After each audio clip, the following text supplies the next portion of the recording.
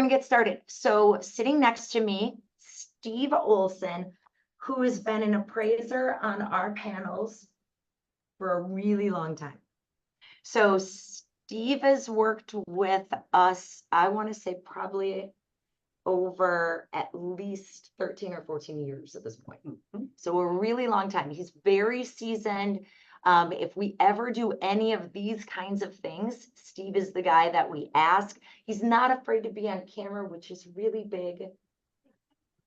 And is really good at just explaining, articulating. And I think the appraisal is probably for the agents on the webinar, for maybe a couple of clients that are on the webinar, a mystery. Like it's the black hole of, is this going to come in? Will this work? And he's our guy.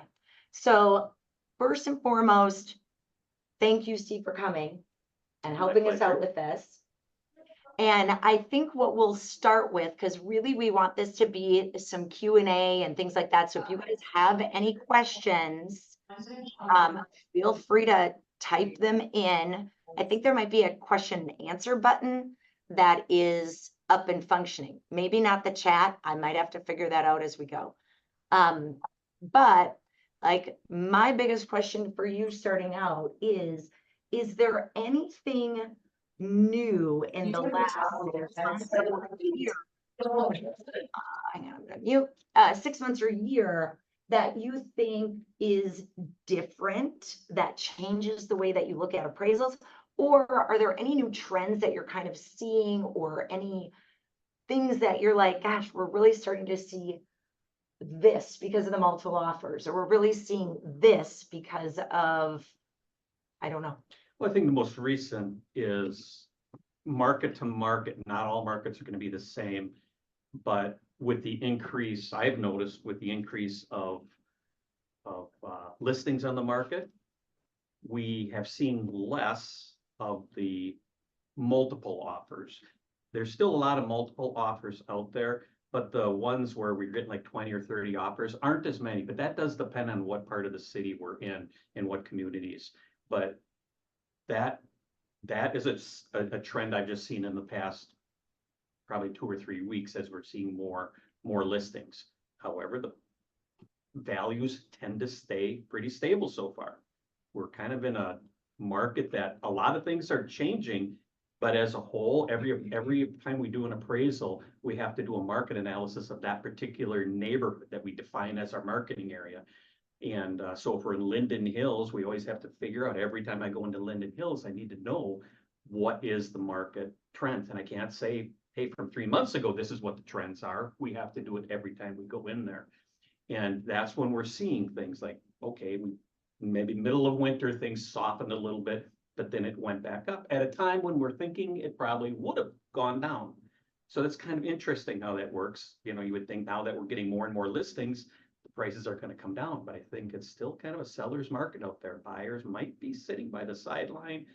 I don't know if that's associated with the interest rates or what, but that was just kind of something I thought that we would soften our pricing structures, but we're still kind of saying at least stable. Some areas might go down slightly, other ones are going up.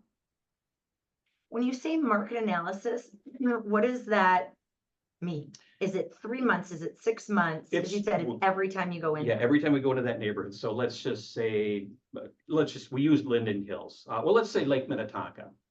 Just say lake frontage on Lake Minnetonka is our marketing area. Then we go back 12 months and we look to see what has, how many listings, how many pendings, how many sales. We figure out, what is the absorption rate. We don't include everything. We don't include $500,000 properties along with $5 million properties. We're looking for the marketing area associated with our market. So if we're doing something that's probably like $1 million property, maybe down to a $500,000 property up to $1.5 million. What is that trend? So it's not the Lake Minnetonka period and everything is lumped in. We're doing an analysis on something more like the sub-market of a geographical marketing area. And then the trend, again, we're looking for how many lake sales have we had in 12 months? How many listings? A lot of times we go into a market, we've had 179 sales in this parameter. Things that we can kind of say marginally close to what our subject is. We might have had 179 sales, but we only have 3 current listings. Wow. That tells you that we're, you would think the values are skyrocketing, but they don't necessarily skyrocket. And in this case, it might be to do with the interest rates. But that's what we do every time. Try to figure out what is we do figure out what's the absorption rate. How many units per month are we selling in that market? Because every appraisal that happens, the front of the appraisal does disclose marketing trends. The check boxes, are we stable? Are we increasing? Are we decreasing? How marketing times, we're probably overall, the metro area is probably under 45 days, I'm gonna guess. A lot of markets might be under 5 days. Upper bracket markets might be closer to 90 days or maybe a little bit more. But that, again, if I'm working on something that's about a $500,000 property, I'm not interested in knowing what the $2 million properties are doing. It's irrelevant to what we're trying to do. We're trying to figure out what is the value, the most probable price our subject property will sell for. Okay. Even though I know it already sold and we're doing Yeah. it for a sale purpose. We're still independently trying to come up with what is that property worth in a typical marketing time. So not what it's worth if we were going to put it on the market for 12 months. But if the marketing time is about 45 days, that's generally what we're trying to figure out what the value is. If the market takes 45 days for the average property to sell, we're saying, hey, this is the market value based on about 45 days or something under 90 days. Okay. Not 180-day marketing time or not 360-day marketing time. And that changes. And that can be the case if a bank was trying to unload a property. Hey, Or close. Mr. Appraiser, what is the property worth within 10 days? Different number. Got it. Okay. Is there any, because I feel like I always get this question a lot, is there any hard and fast rule of you can only go this amount of distance away? Or my subject is here, I have to see in a 2-mile radius, and is there any hard and fast rule that cannot be exceeded? Not written in stone. Okay. Everything is different. If we're working on a townhouse of a Lennar-built townhouse where there might be hundreds of them, if we're going 6 blocks away and we're going outside of the complex, that potentially is a red flag. Okay. We don't want to go outside of the complex if the market exists in the complex. Now, if it's a small complex and there's only been 3 sales, and one of those sales may not turn out to be a valid sale, yeah, then we'll have to go out. So the idea, not the rule, the guideline would be distance 12 blocks, 1 mile, suburbia, 1 mile.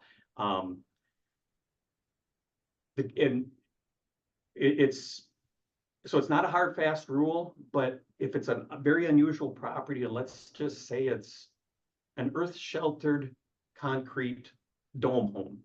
Which is really hard to finance and we shouldn't do it, but keep going. Any place in the metro area would potentially be the comparable. Right. Because you have to show what something like that sells for. And I said that snarky, but I know this, I've done this a long time. So why would I say that's a little bit harder to finance? Because the more specialty the home is, right? Like a dome home. I feel like we just had a question about this, but there was a dome home and you have to find a comparable that is another dome home. Is that right? Yeah, I mean, that's a lender. Lender is taking the risk. They want to see that the market can absorb a dome home.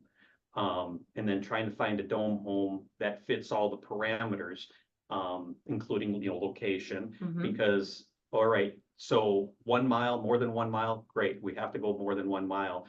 But if my subject's in Lakeville and I find a dome home in Edina, which I don't think there are any, that's probably not going to be a great valid comp, but we may end up using it the market, we have to still adjust for the market difference. Yeah. You know, what is the typical houses in Lakeville versus what's the typical houses in Edina? And if this is a tract built house or very more of a modest house, we would never, ever do it. But when when we work log home kind of the same More way, specialty. we want to show, the lender wants to see that there is a market. They don't want to say, hear from the appraiser, there isn't anything like this. Yeah. It doesn't, that's where the difficulty. Specialty never is good in financing. We want. Got it. Okay. What are some things where you think, you know, the kitchen's been fully remodeled, that adds good value? Are there things where you're consistently saying, hey, that really adds value? And are there things that maybe people think add value, but as an appraiser, it really doesn't, and we've been sold a bag of goods? Yeah, I mean, kitchens, and sometimes you can go overboard with the kitchen too. The kitchen remodels are great, but you have to keep it in perspective of what that house is. If it's a house that's built in like 1950s and it's a segmented floor plan from, you know, like 1950, living room is separate from the kitchen, which is separate from the dining room.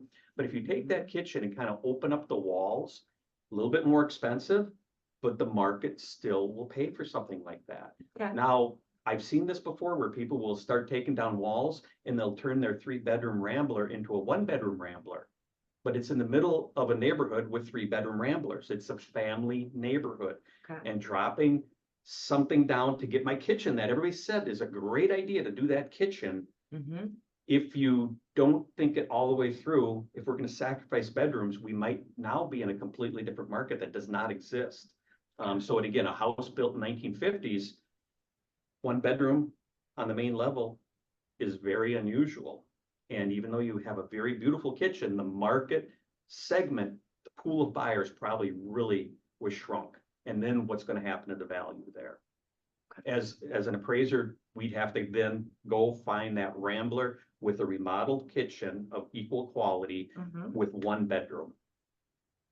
Got it. So keep in mind the kitchen, you know, and sometimes too small of a kitchen. Okay, we remodeled the kitchen. No, we didn't remodel. We renovated the kitchen. Remodel is more like moving walls. And in certain houses, removing walls is the best thing to do.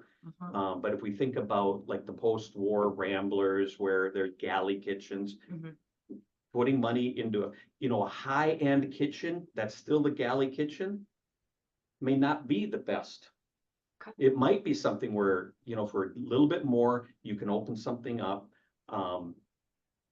and get a bigger return. And so that's always the question homeowners have too is, you know, how much does a kitchen add to the value? Wow.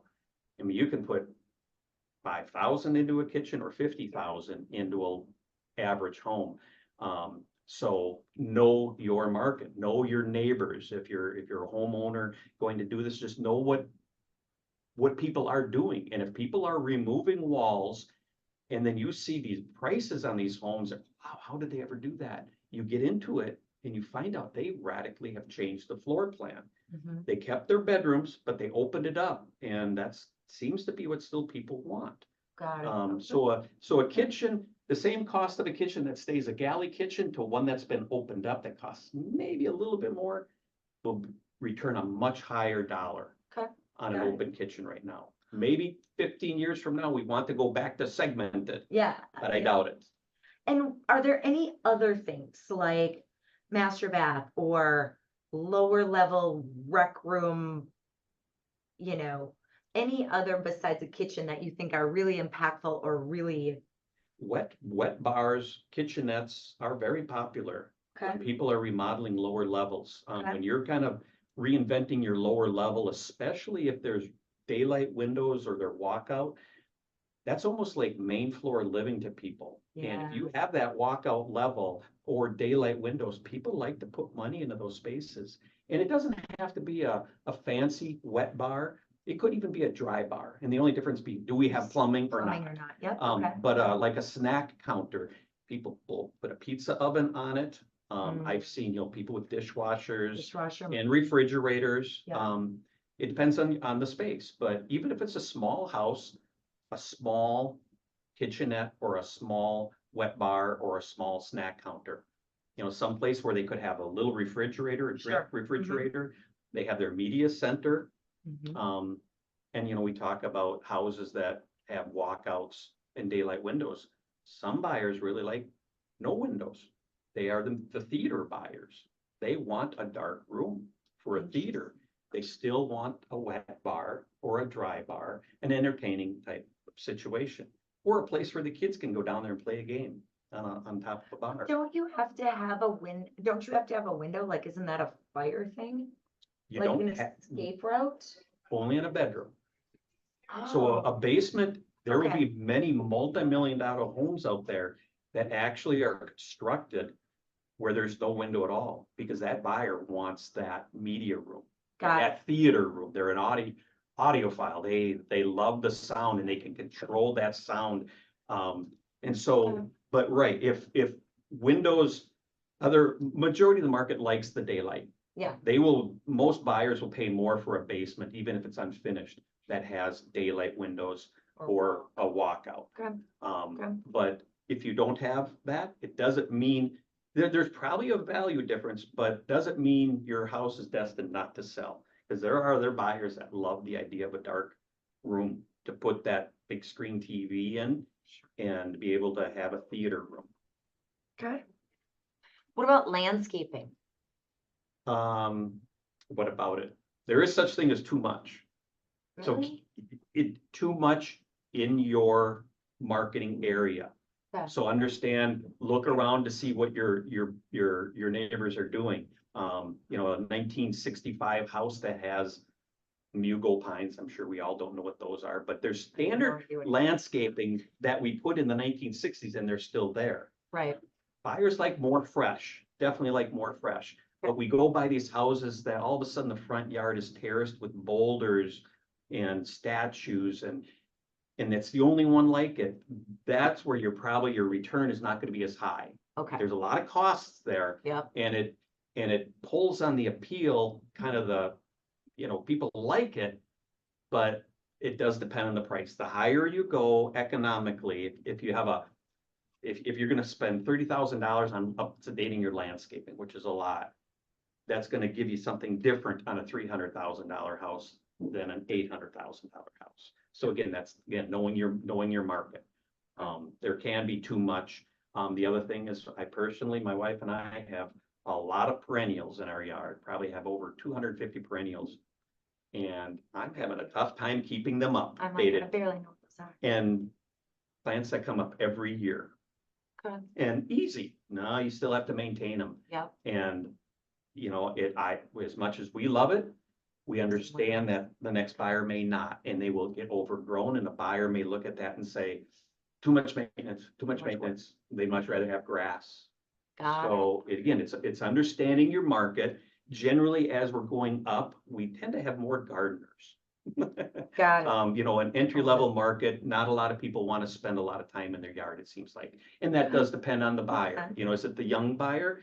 The young, starting out couple, they're busy with brand new careers. They might not want to do that. Yeah, And I don't have to know that, but that's part of the research when we're doing stuff. Why do I see this 5-year-old, 3,000 square foot house that has only 5 years old, but it has completely different landscaping and it really sticks out? It's not questioning if it's an over improvement. And it can be an over improvement if you're ultimately going to spend more on the remodeling or the updating of the landscaping than it returns. That's probably an over improvement. yeah, So it does depend, if you're a low maintenance landscape in the right market would be perfect. High maintenance on houses that are in $2 or $3 million or above, perfectly acceptable and probably demanded. Yeah. And that folks in those price ranges might have people to do the maintenance. So again, it changes as we go across the economic levels. People always ask, what's a deck worth? And a deck might cost, say, $10,000, and that will cost $10,000 on a $300,000 home, and it's going to cost $10,000 on a $3 million home. But the deck returns much more on the $3 million home. than it does on a $300,000 home, because the economic level of the buyers can afford to pay more for, again, the cost is the same, but just as we go up the economic ladder, same with landscaping, that's why there's not a hard, fast rule in appraising where, oh, this is a $30,000 landscape. Oh, this is how much it's worth.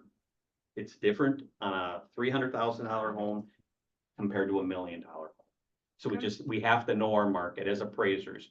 We have to know what people are doing, and how we determine this landscaping. If we see one that's really, really nice, we're looking for comparables that are really, really nice landscaping. It's called bracketing. So the landscaping, we want to get something a little bit better, maybe something a little bit inferior, something that's bigger in size, something that's smaller in size, something with a bigger lot, something with a smaller lot. That's when we understand how much people are paying for all of these differences. So landscaping, it's not that we pull a number out of our hat saying a number or a percentage, but it's pulled out from the market. We're gonna look, if we have something really unique about our house, a feature, a floor plan, we're looking for comparable with that same thing. That's how we support our adjustment on what is that landscaping worth. So speaking about adjustments, and that's just, how values are adjusted on the appraisal. What about quality and condition? Because there are some times where we are looking at appraisals and maybe it's the quality because it's run down or it hasn't been updated or those kind of things. How do you make that determinant that quality or that condition adjustment is X versus Y on a home? And what goes into that? Is it, 1960s shag, or is it rust in your tub? Yep. I would say both of those are more cosmetic, so they would fall under condition. Okay. But quality can be everything.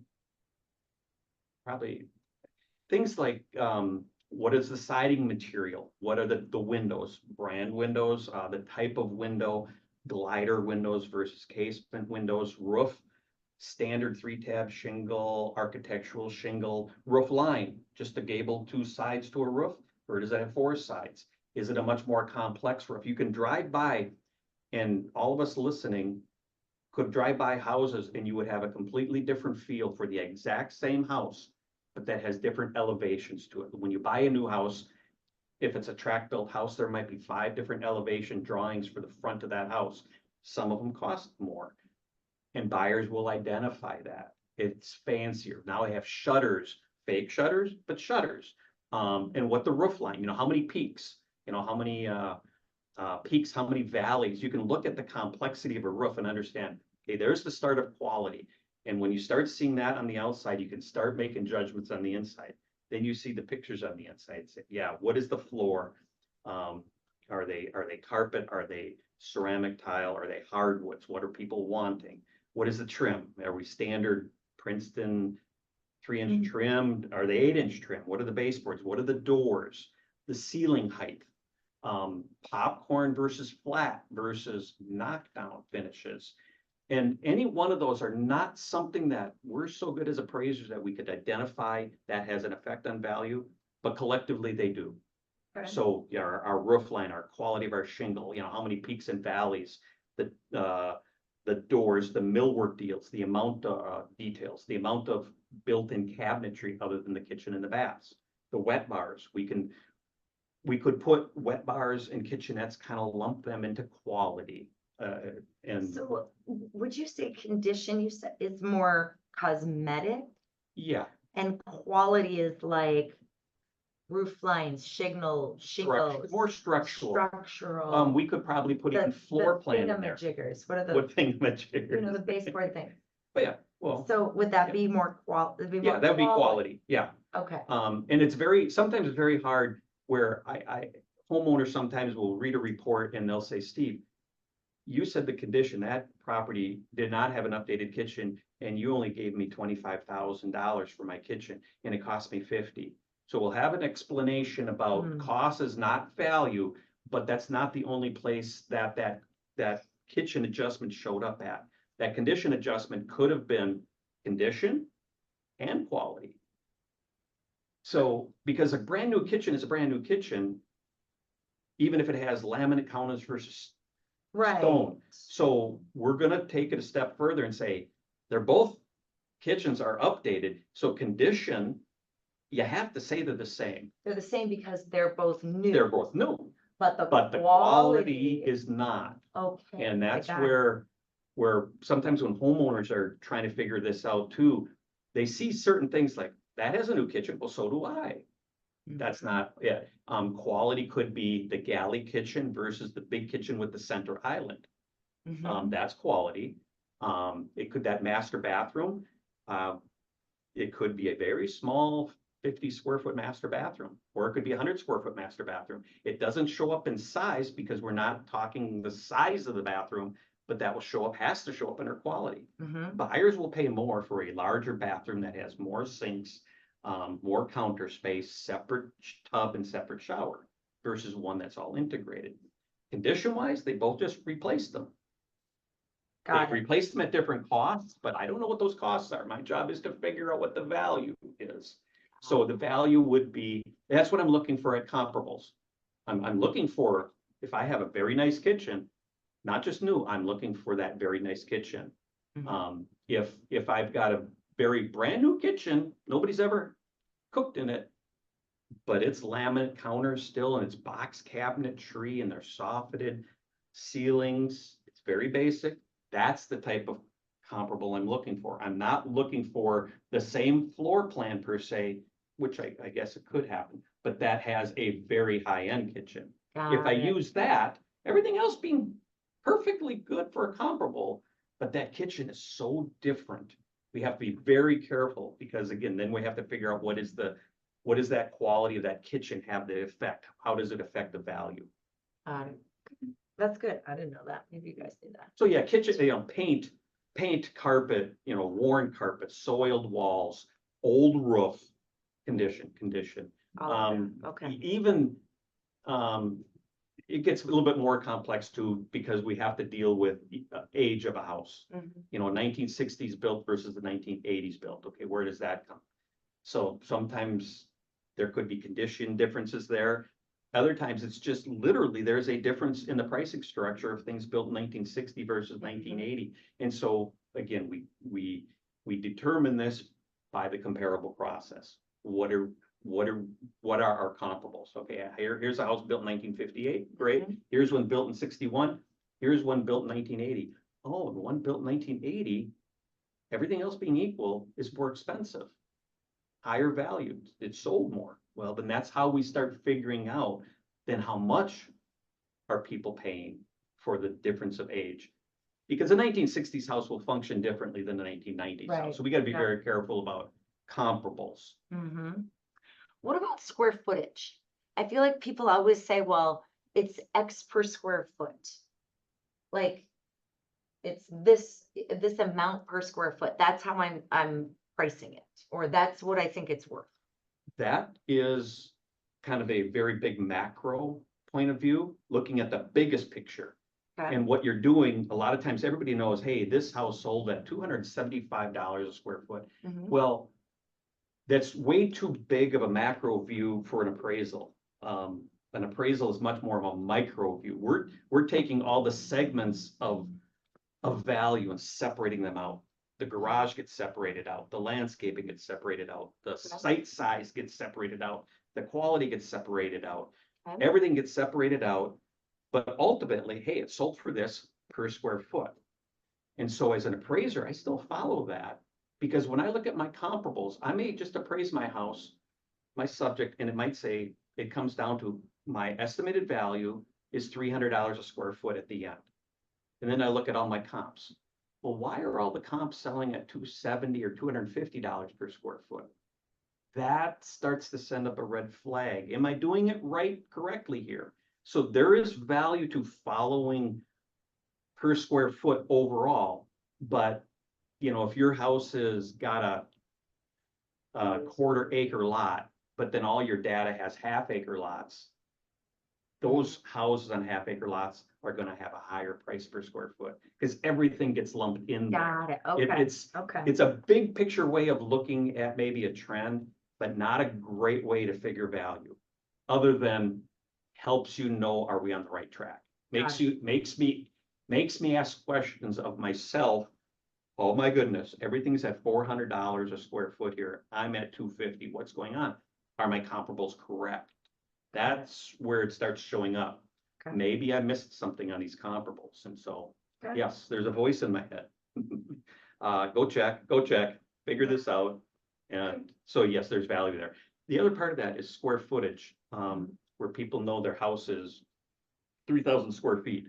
And they see the appraiser assigning a number Mhm. to that. And now that is just for the size of the house, and it might be separated with above grade and below grade. Yeah. Basement versus upgrade, Mhm. above grade. But people say, well, how much do you adjust per square foot? Again, it's different. Every house will be different. It could be the identical. Let's go back to the 1950s Rambler. The 1950s Rambler in Bloomington will be adjusted per square foot differently than a 1950s Rambler, same Rambler in Edina, because they exist, but they exist at completely different pricing structures. And so what we do in Richfield is not what we do in Edina.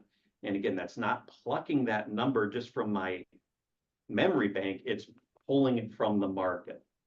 Because we separate these other things out, we try to find houses that are all similar in almost every way, except for the size. And that will tell us what the gross living area adjustment should be. Got So it. again, it's Okay. not a book, just like on decks, there's not a book. None of these, we're not looking up adjustments. We're determining adjustments based on what we can find in the marketplace.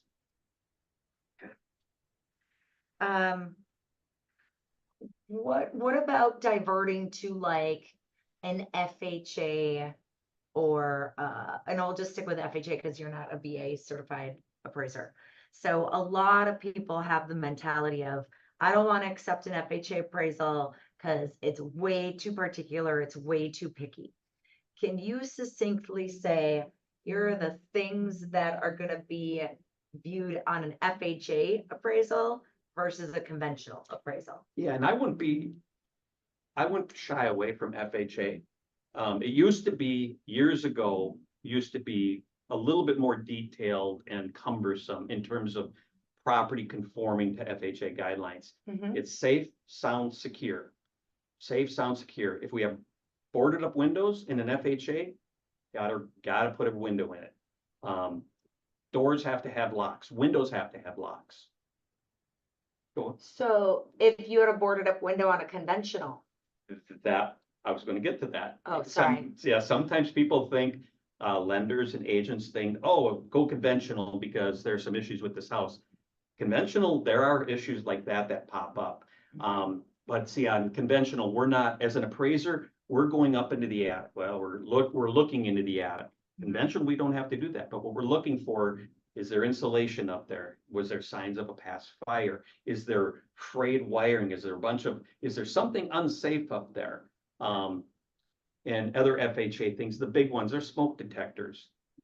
Kind of obvious. And so I would say in the FHA things, we as appraisers open windows. They have to open and close, lock, secure. Doors have to open and close.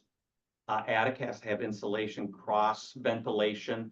And of course, no signs of, if there was a fire, it doesn't mean that that's necessarily the problem. It could be just a work order because those things have to be sealed. Most of the time, if there was a fire in a house, those are repaired and the city has already signed off on those. But those are what we're looking for. We're running water, we're flushing toilets in FHA. The water has to shut off. We can't really have damage under, you can have the damage is not the problem on an FHA, but if I turn the water on and there's water leaking in the plumbing, will have to be repaired. Light switches have to work. There has to be smoke detectors, a couple of carbon monoxide detectors, handrails on the staircase if it's above like 3 steps. But most conventional has a lot of safe, sound, secure type things too, but not to the same level. And as an appraiser, we just have to disclose it. I mean, that's ultimately what we are. We're the eyes and the ears for the lender. Mhm. So I can say that, hey, there is no handrail on here. And there is this, it does not rise on a conventional, rise to the level of needing repair. And maybe it rises to the level of condition. And if it does, then we make that condition adjustment. Like if there is something, and then boom, now the lender understands what the appraiser is saying and the lender can sign off on that or say, well, we don't like that. We want that to be repaired. But so it's not a free for all on conventional, but just not as much on conventional as there would be FHA. Water, gutters without diverters, the water has to shed away from the foundation and the FHA. It has to on conventional too. So if the water pools around a conventional house foundation, potentially that could be an issue. That might show up, and it depends on if there's evidence in the basement. So if we can see that water pools, you go down to the basement and there's black stuff on the wall that might be mold. We assume it's mold. Even conventional, that could create a problem. What do you think are the like top 2 or 3 things that you call for on an FHA? Smoke detectors, electrical by kitchens and baths. So the GFI outlets. The GFCI, ground fault circuit interrupters. Anything within 6 feet of a water source outlet has to have that protection. And that's where you plug something in and it breaks right there. It snaps. You hear it, and then you can push the button, reset it.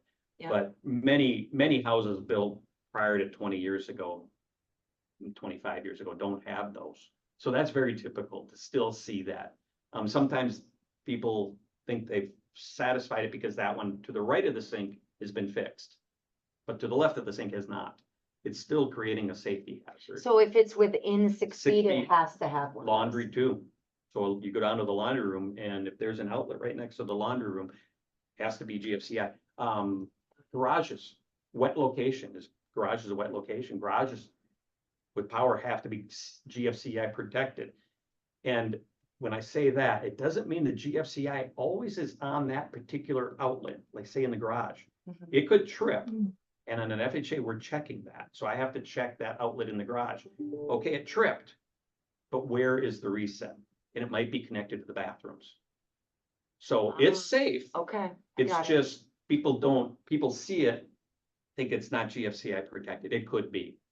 So yes, so there's water source. You think about in Minnesota, you stand in your garage and it's water in the wintertime. Yeah. 'cause And now you're gonna stand there and you're gonna plug something in. That's no different than a kitchen or a bathroom. So GFCI garage doors. A lot of times people don't like those little eyes that the beam. Yeah. So they dismantle them or they put the eyes way up high. That's a safety issue. And So that would be called on FHA. that would, because the garage Isn't door that a will not code? reverse. Yeah. Isn't that a code thing now? Okay. Yeah. So you could have a brand new system, but somebody moved the eyes. They still look at each other, but they're high up on the wall. Yeah, so they're not gonna That's stop not gonna anything. stop that door. Yeah. And so I have to sacrifice myself every time we go to a Okay. garage. We have to hold the garage door. And if that does not auto reverse, like I'm holding it and it's gonna crush me, it's gotta be fixed. Usually that happens on old ones. They're either old, they don't have the auto reverse. So we're looking for the eyes and we're looking for that auto reverse. So Oh. again, if a kid was there, Yeah. and you don't want the kid crushed. So. And would that be it has on to reverse. FHA or would it be on conventional too with that? FHA, because we don't check that. It's not mandatory to check that on conventional. Same thing with the circuit breakers. We don't have to check that. Now, conventional, yeah, if there is something that really is safe, the appraiser's obligated to report it and then figure out what the effect on the value is, or does it have to be repaired? Okay. So. Okay. So I'm gonna share my screen because I want to show some pictures. So, do we have any questions so far? Can you get it? You guys, are you getting what you wanted to off this call from Steve? Is he answering what you got on to understand? Feel free to either unmute yourself or put it in the Q&A. I don't know about the chat. In the meantime, while you guys do that, because I know that you're not just multitasking, I'm going to share my screen because I sent myself some pictures. Sorry, this is a long way to get here. Hold on. I sent myself some pictures, and we actually just got these pictures, and the question was, can this go conventional? Can you guys see my screen?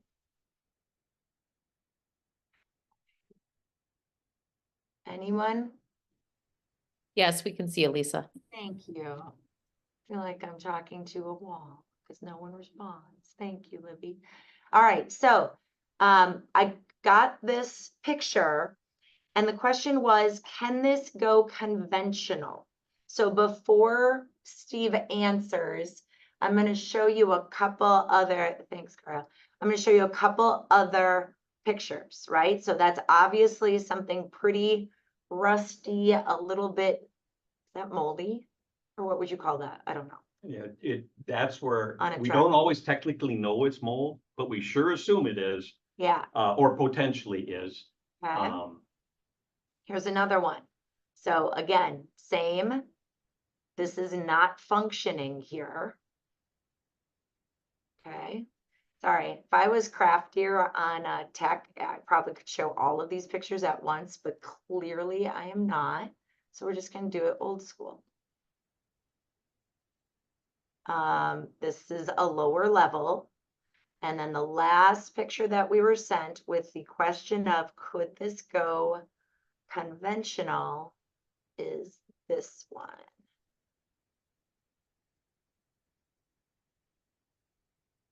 So this is a bathroom with the ceiling being open.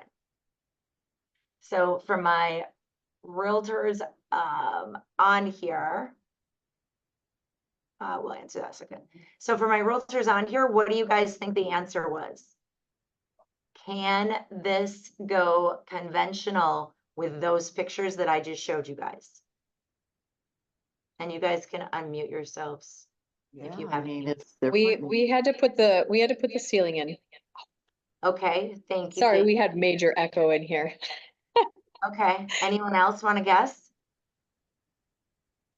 Otherwise, the rest of it, yes, we did go conventional. This is not my listing, but I had one similar. Okay. All right, so Steve, what's the answer? Well, the answer could be multiple things. Who said that? They had put That that was in? Casey. Casey, was that, so that was conventional? This is not my listing. I No, had she's one asking if it similar. was conventional. Yes, Was it it was conventional? That was a conventional loan, okay. Did they ever say why that ceiling had to be put in there? It was because it was exposed. There was something exposed in it. And that's where I have some concern if it needed to be called, because if it's conventional, from what I see in that picture, there's nothing structurally wrong with it. Cosmetically, yes. Is there an effect on value? Probably. Is it unsafe? I don't see the unsafe aspect to it. Now, it's exposed plumbing line, but again, it doesn't change the functional utility of the, I'm assuming, a top shower or tub below. Yep, it's a kind of a 1-unit shower. No, standalone shower. excuse me. Standalone. Yep. So, because drywall, that usually would have a drywall ceiling. Well, drywall is not waterproof. So that's the logic that I would use. Now, as an appraiser, I would go into that with that explanation to the lender that, hey, here's the picture. Doesn't look good, but here's the way I'm handling this. And that's exactly, I believe, the perfect way to handle it. The lender seems to, maybe they have some more knowledge that, hey, this is a safety issue here. They are capable of calling that, and I would alter the appraisal based on that. As long as it's not putting me in a bad situation. I would have not called for that. It doesn't look good, but I'm gonna explain to the lender that there's an effect on value here, but it does not adversely affect the functional utility of the shower.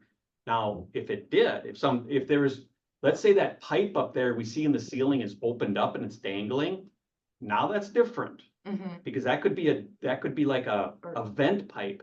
And now potential sewer gases are coming in. So we always want to be careful with how we interpret these things. But if the plumbing is intact Mhm. and there is no leaks on it, now it's just a cosmetic drywall ceiling. That's the issue. It's not safety. It's not structurally sound drywall. It's not structural to the house.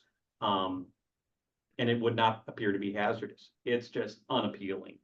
And that's how I'd handle it. So what about the bathtub with the like the no faucet? So Now, that clearly doesn't function, water's turned off if that is to the, that thingamajigger. yes, that showing that tub in the faucet, if that is the only bathroom in the house, Mhm. that's where the problem comes. Mhm. It would have to be sealed back up, that handle, that wall is exposed. And now why we have to close that wall in is because it's part of the envelope of a shower.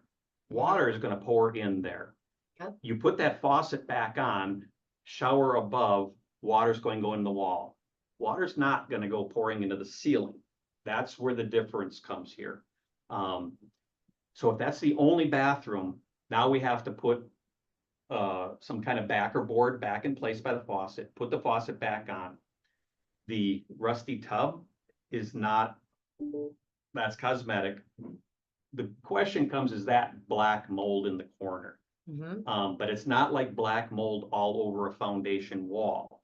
This is black, potentially mold that should be able to be wiped off. So it's almost like a vacuum process, it's dusting and vacuuming. We should be able to wipe that off. The rust you won't wipe off, but again, that's cosmetic. You can still use that tub. I wouldn't like to, but you can still Okay. use the tub. The rust about the tile, not a problem, that's cosmetic. Okay. But if that's the only bathroom, bathtub in the house, that faucet has to get back to being functional. We have to have a tub or a shower in the house, Either or. either or. Now, if that's the second bathroom, if there is another functional bathroom in this property, Yeah. hopefully on the main levels, but I think it could still work in the basement, as long as there's another tub or shower, functional bathroom that has not similar issues, that would not have to be repaired. Yeah. But we would explain, and the other reason, because the faucet doesn't even exist, it can't be used. If the faucet existed, somebody can turn it on, Yep. water could come out of a Got it. shower head. Now we have Yes. potential problem, but right now it's sealed, and that's how I would explain it as an appraiser. It's not creating a problem until somebody puts that faucet back on and makes that functional, but doesn't finish repairing everything. And so if that bathtub that we saw without the faucet, if that's not really functioning, would you then not count that bathroom at all? Or would you hit the value of the property with the condition because it's cosmetic and needs to be fixed to compare it to Yeah. a place with two bathrooms, because now you only have one? In a condition like that, where everything is there, I'm assuming the toilet's there, the vanity there, the Uh-huh. sink is there, the tub is there, it's just we can't use it. It's so close to being a full functional bathroom, at least it's a half bath. We will still approach it as, it's a bathroom, it's a full bath, and all credit given to the full bath. But we will account for it, the effect on the value in the condition, again, Got the it. cosmetic. Okay. So we'll, assuming all your comparables are the same, everything else being equal, yeah, we might make a line adjustment of whatever. And where does that value come from? That's a tough value effect to say I got that from the market, because we don't see that. Right, very often. So the fallback would be, what does it cost? This is where cost is important. What would the estimated cost be to put that faucet back on, put tile back on, put a backer board back on, and I suppose clean up the rust? What would that cost be? Not what it would cost me to do it myself, but what would a contractor charge? And maybe we figure out it's $1,000. Well, I think that's where it's legitimate, where that adjustment starts coming from. But people will probably think it's going to be more than $1,000. So if something costs $1,000, the market might think, oh my goodness, it's going to cost me $3,000. That's what we have to pay attention to. But it's based on what is that cost. Yeah. But then if it's me, A lot of people go in, well, it's gonna cost me 1,000, I'm gonna discount this 2,000. That's just the way buyers think. Yeah. But the bathroom is close enough to being fully functional that we would give it full credit, but we would back out the effect on value on our condition. Good. And would it be any different if it was FHA? Because there's really no safety or anything like that that you saw. Yeah, It would be that the would same. be, logically, that would be the same, because as long as we say that there's another bathroom, that's the way I would approach that. And I would explain that right in the report, that we're not calling to and I just did this on one we were working on where there's exposed plumbing lines. Same thing. I explained it. I showed a picture of it. I explained why we are not requesting repair, and everything was fine.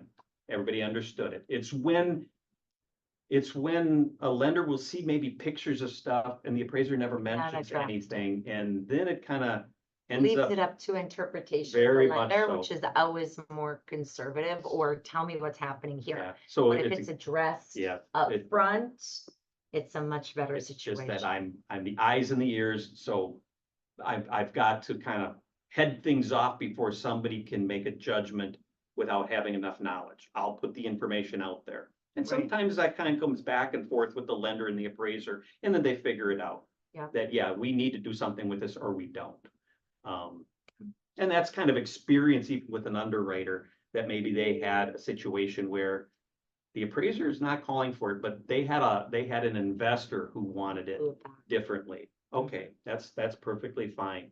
But it's just, again, the appraiser discloses and determines what is the effect on the value. So we do have one question that came up, and then we'll wrap it up here. So Nick asked, do you like agents providing you comparables? If so, how do you like to receive those, printed or digital? Digital is fine. Some appraisers think that that's kind of, they may interpret that as being kind of driven to a particular opinion. No, the appraiser has to do their job. And who is this, Nick? Mhm. Nick, what you give me, I won't even look at until I do my process. And at the very end, before I start figuring out my comparables, then I'm going to see what you had. And if there's a difference of opinion on what comparables are, I start looking at what did I do? Why am I thinking these are better? What did Nick see? And sometimes I will then call you and say, how, if it results in a different number, yeah, I want to know. But you can leave, digitally is fine. You can leave the information at the subject property there for me to pick up when I do the inspection. But I think any appraiser should accept any of that, just to see, in case there is a difference of opinion, why, where is it coming from? And yeah, just another bit of information that maybe you marketed the house differently than maybe what the appraiser is. Maybe there was a special feature about that you really focused on. So the more information, like if you give me 5 comparables, even if you have information on each one that you know specifically something about, that maybe I, as the appraiser, won't see that in the MLS right off the bat, let me know that information. I think that's highly valuable. If you as agents know something about properties that the average person, agent, appraiser can't look at the listing and determine. So the more information in the process, the better. All right, if there's any other last minute questions, ask. Otherwise, we'll wrap it up. Thank you, Steve, for taking the time to do this. I know that, you know, you're working and doing appraisals and fitting us in, so we appreciate it.